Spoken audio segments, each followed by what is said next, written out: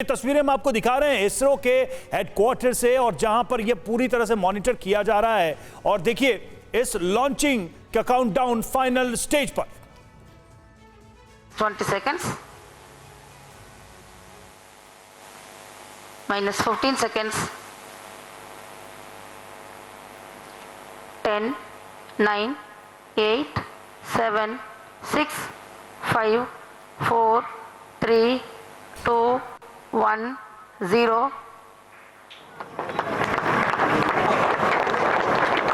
Plus 5 seconds. Stop. Normal P1 tracking. PT tracking. R2 tracking. P2 tracking. That was a brilliant lift-off, a sight to behold. प्रज्वलन और सफलतापूर्ण उत्थापन SSLV D1 launch vehicle का। SSLV D1 EOS-2 mission अपने गंतव्य की ओर। बस एक call कर सकती है आपको कंगाल। खाली हो सकता है बैंक खाता। कैसे? देखिए मेरे साथ, जागते रहो सिर्फ मनी 9 पर। अभी डाउनलोड करें। सभी तंत्र सुचारू रूप से काम करते हुए बहुत ही रोमांच का पल है ये। प्रथम प्रमोशन SSLV D1 का। तो Made in launch. SSLV D1 का सफल प्रक्षेपण हो गया है। ये तस्वीरें सीधे हम आपको श्रीहरिकोटा से दिखा रहे हैं। भारत ने इतिहास रच दिया है। पहले SSLV D1 को सफलतापूर्वक प्रक्षेपित कर दिया है। इससे कमर्शियल रूप से भी काफी फायदा होगा। भारत ने एक और इतिहास रच दिया है। इसरो ने एक और इतिहास रच दिया है। SSLV का मतलब है स्मॉल सैटेलाइट लॉन्च व्हीकल, और ये छोटे सैटेलाइट की लॉन्चिंग के लिए रॉकेट है। धरती की निचली कक्षा यानी लो अर्थ ऑर्बिट में ये सैटेलाइट ले जाएगा, और लो अर्थ ऑर्बिट का मतलब है कि 500 किलोमीटर ऊपर कक्षा में सैटेलाइट स्थापित करेगा। ये जो दर्शकों को हम ग्राफ दिखा रहे हैं, जो प्रक्षेपण पथ होता है किसी भी सैटेलाइट के लिए, उसका है, और ये ट्रैक किया जा रहा है। चूंकि अब विजिबल नहीं है और ये अंतरिक्ष में अपनी कक्षा की तरफ रवाना हो रहा है, तो ऐसे में इसे मॉनिटर किया जा रहा है कि क्या ये सैटेलाइट अपने ट्रैक पर है, सही पथ पर है। तो प्रक्षेपण पथ होता है, एक प्रोजेक्टाइल एंगल होता है हर सैटेलाइट का, और उसी के तहत ये आगे बढ़ता हुआ। फिलहाल बड़ी उपलब्धि, ये तस्वीरें ऐतिहासिक। इस वक्त आप देखिए वहां पर बैठे तमाम लोग हैं, और खासकर इसमें छात्रों को भी शामिल किया गया। तो सबके चेहरे पर खुशी है कि जो इनिशियल स्टेज है लॉन्चिंग का, वो सक्सेसफुल रहा है। और इसरो की तरफ से ये एक बड़ी छलांग है उस बाजार में जिसमें पहले भारत का दबदबा नहीं था। लेकिन 72 घंटे लगेंगे सैटेलाइट को उसके ऑर्बिट में सेट करने में, स्थापित करने में, और उसके बाद यह तय हो जाएगा कि पूरी दुनिया में भारत बाहुबली है स्मॉल सैटेलाइट्स की लॉन्चिंग में। ये देखिए तस्वीरें आपको हम दिखा रहे हैं।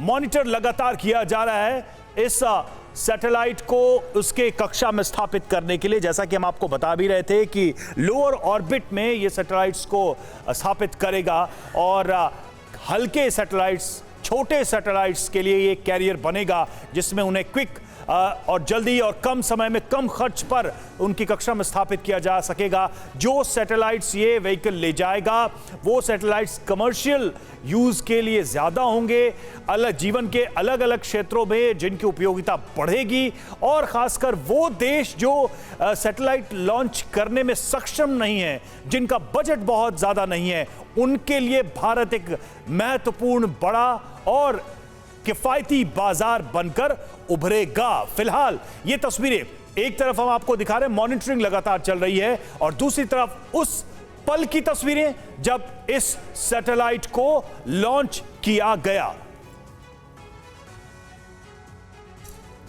और प्रोफेसर आर.पी. टंडन हमारे साथ जुड़े हैं। सर, इस वक्त हम देख पा रहे हैं, अब चूंकि आंखों से तो नहीं दिखाई दे रहा, लेकिन मॉनिटरिंग चल रही है, क्या प्रोसेस होता है इस वक्त? अब लॉन्च हो चुका है, तो अब से लेकर लोअर ऑर्बिट तक पहुंचने तक क्या प्रक्रिया रहेगी?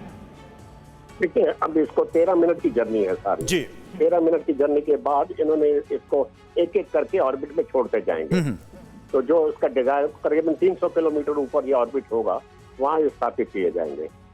अच्छा सर, जरा आसान शब्दों में अगर हमारे दर्शकों को समझा सके, जब हम ऑर्बिट की बात करते हैं, लोअर ऑर्बिट की बात करते हैं या उसके आगे के ऑर्बिट की बात करते हैं, तो उसका हम क्या मतलब समझते हैं? एक कॉमन आदमी इसको क्या समझे? देखिए ऐसा है ना, जैसे लोअर ऑर्बिट का मतलब है कि इस चीज को, इस सैटेलाइट को हमने 300 किलोमीटर पे स्थापित करना है। जी। ये अलग, आप समझ लीजिए अलग अलग स्टेशन है। जैसे दिल्ली से हम बॉम्बे जा रहे हैं तो रास्ते में कई स्टेशन आएंगे, इसी तरह कई ऑर्बिट हैं। जो पहला ऑर्बिट है वो लोअर ऑर्बिट, जैसा आपने बताया ना, 300 किलोमीटर पे है। अब जब PSLV वगैरह होते हैं जो बड़े बड़े हैं, वो उनको और ऊंचाई पे लिया जाता है। जो कम्युनिकेशन के सैटेलाइट होता है वो उससे भी ऊपर जाते हैं। तो ये जो काम है हमारे, ये 300 किलोमीटर पे बखूबी कर पाएगा। और इसलिए हर सैटेलाइट के लिए अलग अलग रिक्वायरमेंट होती है। कम्युनिकेशन के सैटेलाइट हैं, कुछ ऑब्जर्वेशन के हैं, कुछ मिलिट्री पर्पस के हैं, तो हर एक को अलग अलग सैटेलाइट में। फिर हमें इसके इंटरनेशनल वो भी ध्यान रखना पड़ता है, और कंट्रीज के भी सैटेलाइट्स हैं। तो ये सब बातें एक सोचने के बाद अच्छी तरह ही डिसाइड किया जाता है कि ऑर्बिट क्या होगा। और 300 किलोमीटर पे ऑर्बिट पे ये सब काम प्रक्रिया पूरी कर। और सर, ये जो लॉन्च व्हीकल जिन सैटेलाइट्स को ले जा रहा है, उनकी खूबियां क्या है? उनकी खूबियां यही है कि वो इतना, आप समझ लीजिए, छोटे 300 किलोमीटर, और ये इसकी टोटल वजन जो है वो करीबन 150 किलो में है, और उसका वजन 8 किलो है छोटे वाले का।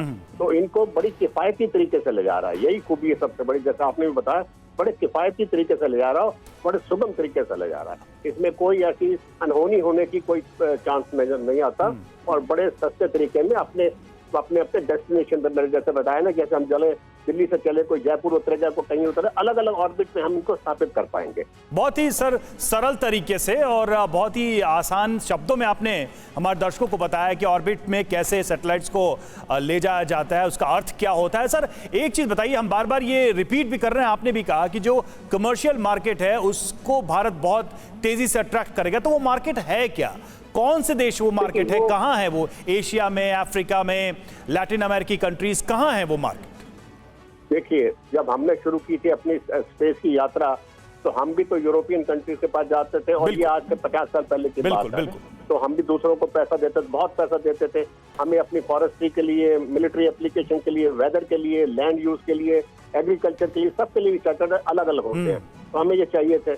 अब स्लोली हमने इतनी कॉन्फिडेंस गेन कर लिया है। अब हमारे सिवा मेरा ख्याल यूरोपियन कंट्री के पास जो है, यूरोपियन स्पेस एजेंसी या नासा के पास छोड़ दीजिए, रशिया के पास छोड़ दीजिए, बाकी कंट्री, कभी आपने सुना कि यूके ने सैटेलाइट छोड़ा? नहीं। न्यूजीलैंड ने नहीं छोड़ा, लैटिन अमेरिका ने नहीं छोड़ा, साउथ अफ्रीका ने नहीं छोड़ा। तो ये सब कंट्री आस्ता आस्ता हमारी तरफ अट्रैक्ट होंगी, क्योंकि हम सबसे लोएस्ट बिडर होंगे।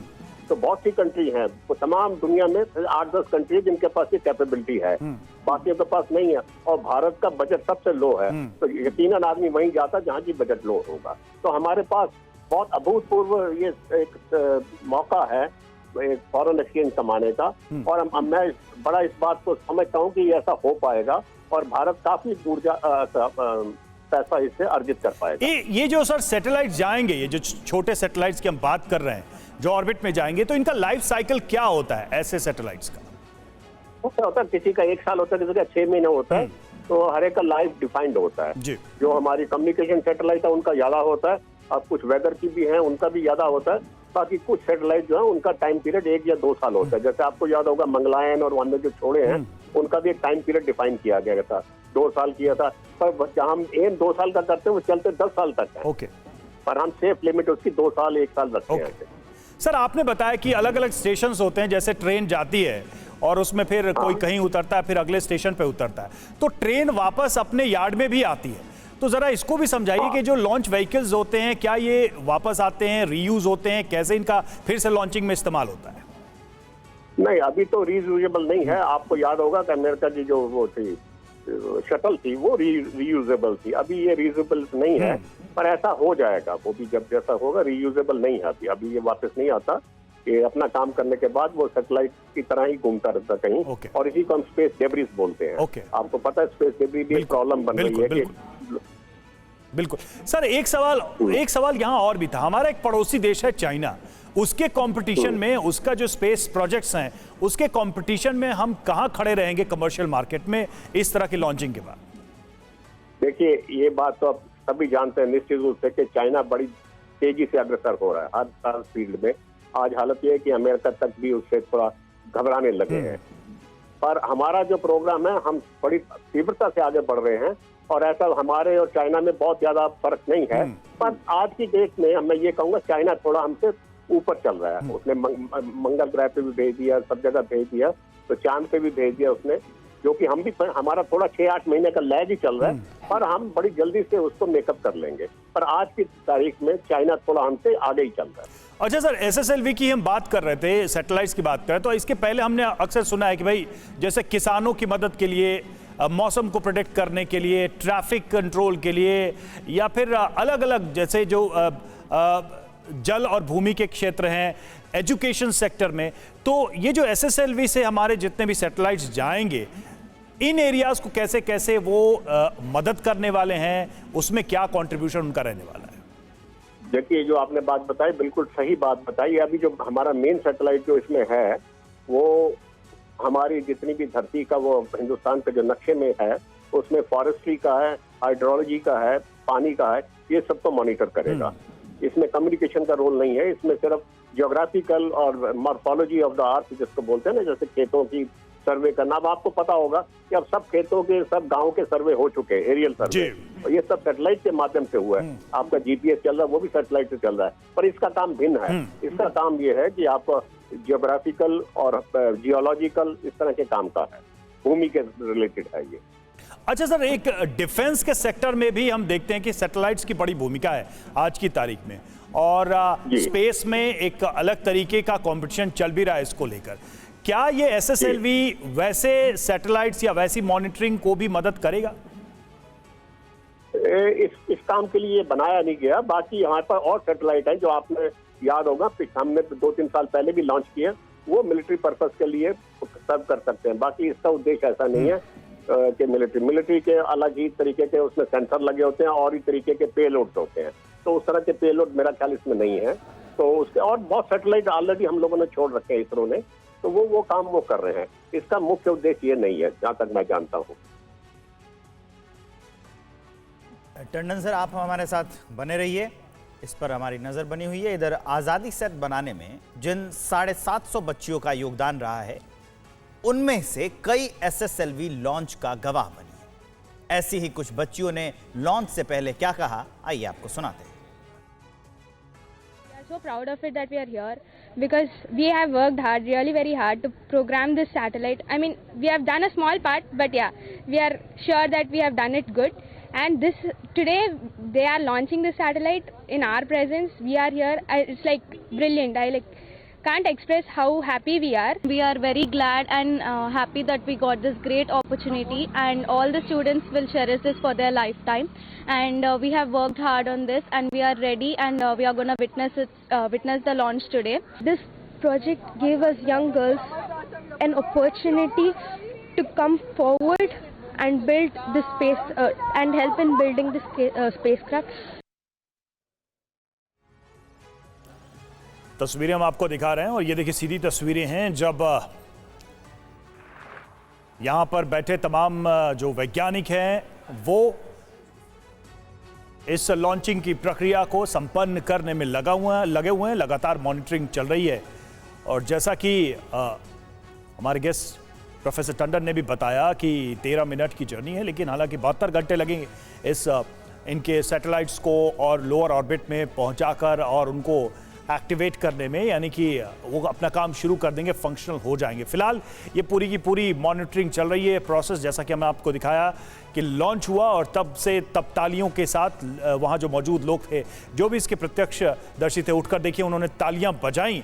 सक्सेसफुल लॉन्चिंग की जो शुरुआती इनिशियल स्टेज था वो सारे स्टेजेस पार कर लिए, और जैसा कि भारत का एक लंबा अनुभव है सैटेलाइट लॉन्चिंग में, इसके पहले हमने कई सारे सैटेलाइट्स लॉन्च किए हैं, तो वो अनुभव हमेशा काम आता है। लेकिन इसके दूरगामी प्रभाव हैं कमर्शियल जो मार्केट है उसमें, और इसी लिहाज से भारत के लिए ये एक ऐतिहासिक पल है, ऐतिहासिक दिन है, बड़ी उपलब्धि कमर्शियल लॉन्चिंग के लिहाज से अगर देखा जाए इसको, तो क्योंकि दुनिया के बाजार में भारत अपने आप को स्थापित करेगा और कई अर्थों में स्थापित करेगा। भारत ने इस बाजार में जो प्रतियोगिता है उसमें एक लंबी छलांग लगा दी है इस लॉन्चिंग के साथ ही, SSLV की लॉन्चिंग के साथ ही। प्रोफेसर टंडन हमारे साथ जुड़े हुए। सर, अब क्या होगा यहां से? अभी जो जैसा आप बता रहे थे कि जो इसका जो एक टाइम है 13 मिनट के आसपास आपने ट्रैवल उसकी जर्नी टाइम बताई, उसके बाद की प्रक्रिया क्या होगी? 72 घंटे बताया जा रहा है, 72 घंटे में असेंबल किया जाएगा। ये सैटेलाइट्स फिर एक्टिव कैसे होंगे, कब तक होंगे? देखिए, ऐसा है ना, जब इसको लॉन्च किया जाता है तो उसके बाद आपको इसको सही दिशा भी देनी है। जैसे आप चले सड़क पे तो पर आपको सही दिशा भी देनी है ना। उस दिशा देने के लिए इसमें एक चौथा वो स्टेज लगी हुई जिसके लिक्विड बेस है, और वो इसकी वेलोसिटी वगैरह और उसकी डायरेक्शन वगैरह जो है वो डिफाइन करेगा। तो सही उसको रास्ता दिखाना, उसको बिल्कुल सही रास्ते पे छोड़ना, क्योंकि और भी सैटेलाइट जैसे मैंने आपको बताया घूम रहे हैं, तो इसका एक वेल डिफाइंड पाथ होगा, उसके लिए करेक्शन करनी पड़ती है। तो ये सब करेक्शन वगैरह जो है ये अगले 72 घंटे में चलेगी। ठीक है, और उसके बाद ये एक्टिव कैसे होंगे? ये जो सैटेलाइट है, अभी जो सैटेलाइट जा रहे हैं वो एक्टिव कैसे होंगे? कितनी देर में ये काम करना शुरू कर देंगे? इनसे हमें डेटा मिलना शुरू हो जाएगा? ये तो सैटेलाइट जो एक्टिवेट तो ग्राउंड पे होंगे और ये बड़ी जल्दी हो जाते हैं, इसमें कोई टाइम लैग नहीं होता, क्योंकि ये सिस्टम मार्स से टेस्ट हो रहा है, तो उसमें कोई प्रक्रिया में कोई रुकावट नहीं, और ये जैसे ही चाहेंगे ग्राउंड स्टेशन से बिल्कुल एक्टिवेट बड़ी जल्दी हो जाएंगे। अच्छा सर, इसकी लॉन्चिंग में बच्चों की एक बड़ी टीम को भी शामिल किया गया, इसे आप कैसे देखते हैं? देखिए, ये बहुत बड़ी उपलब्धि है। हमें वैज्ञानिक चाहिए। 700 बच्चे जो हैं, जिस तरह से अभी लड़की का आपने इंटरव्यू लिया, कितनी वो इससे संतुष्ट नजर आई, कितना वो एक्साइटेड थी इसके बारे में, तो हमें तो इसमें भावी वैज्ञानिक नजर आ रहे हैं। तो ये तो है, तो हमने आज इसरो के लिए बहुत वैज्ञानिक चाहिए, और हमारे वैज्ञानिक बड़ी उम्दा किस्म के हैं, और ये 700 बच्चों में से अगर 10 भी वैज्ञानिक इस क्षेत्र में चले गए तो हमारा जो 160 करोड़ है वो सब इसमें वसूली हो जाएगी। तो ये बहुत बड़ी उपलब्धि है। और मैं खुद जैसे डिपार्टमेंट फिजिक्स में रहा हूँ, मेरे पास जो अब स्पेस की, एस्ट्रोफिजिक्स की इंक्वायरी बहुत ज्यादा बच्चों की आने लगी। पहले ये सब्जेक्ट में इतने नहीं थे, अब बच्चे खास तौर से लिखते हैं कि मैं ये बनना चाहता हूँ, मैं एस्ट्रोफिजिक्स बनना चाहता हूँ, मैं इसमें जाना चाहता हूँ। तो बच्चों को एक बहुत एक्साइटमेंट है और एक बहुत बड़ा मोटिवेशन है। तो इसको आप फाइनेंशियल एंगल से आंक नहीं सकते, पर इसके बड़े दूरगामी और बहुत ज्यादा इसके फार रीचिंग इफेक्ट्स होंगे। आप सर जो बता रहे थे कि हमें वैज्ञानिकों की जरूरत है, तो एक उपलब्धि तो है, लेकिन साथ में एक चुनौती भी है। तो आपको क्या लगता है कि हमें अपने जो इंस्टीट्यूशंस हैं उनका दायरा बढ़ाने की ज़रूरत है? जो स्पेस से रिलेटेड स्टडीज़ हैं उनको लोअर जो लेवल है वहाँ तक ले जाने की ज़रूरत, ताकि वहीं से ही ओरिएंटेशन आ जाए? जैसा कि इसमें एक एग्जांपल दिख रहा है कि इतनी बड़ी संख्या में बच्चे आए हैं, वो मोटिवेट होंगे कि इस सेक्टर में हम जाएं, अपना करियर बनाएं, देश के लिए कंट्रीब्यूट करें। ये बात बिल्कुल सही है। और ये 700 बच्चे नहीं, सिर्फ ये सब लड़कियां हैं जहाँ तक मुझे पता है। जी बिल्कुल बिल्कुल। तो ये एक अलग ब्रिगेड तैयार हो रही है। ये बहुत बड़ी एक लड़कियों का होना exclusively 700 is a big thing, this is a big landmark itself. Right. इन्हीं में से कल डायरेक्टर बनेंगे और वैज्ञानिक बनेंगे। और जहाँ तक आपने बात, बहुत सी यूनिवर्सिटीज में ऑलरेडी इन्वॉल्व है, not only government university, private university. मुझे याद है पिछले जो लॉन्च हुई थी उसमें सत्यभामा और 2-3 और कॉलेज इन्वॉल्व है। तो ऐसा नहीं है, पर इसका दायरा अभी स्टेट यूनिवर्सिटीज में भी बढ़ाना चाहिए, जहाँ की पैसे की कमी है।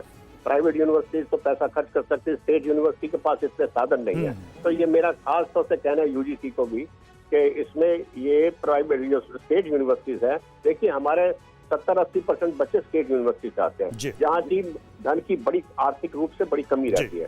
तो वहाँ इसका अगर करें तो इसका मैनीफोल्ड इसका आउटपुट नजर आएगा। बिल्कुल, तो ये बड़ी जरूरत। तो हमारे पास एक स्किल्ड वर्कफोर्स भी होगा इस सैटेलाइट मार्केट के लिए, बहुत बहुत बड़ा होगा, इसमें कोई शक। शुक्रिया सर आपका हमसे जुड़ने के लिए। क्या आपने भी खरीद लिया है गलत शेयर? हो गया है भारी नुकसान? देखिए मेरे साथ 80-90 पूरे 100 सिर्फ Money9 पर अभी डाउनलोड करें।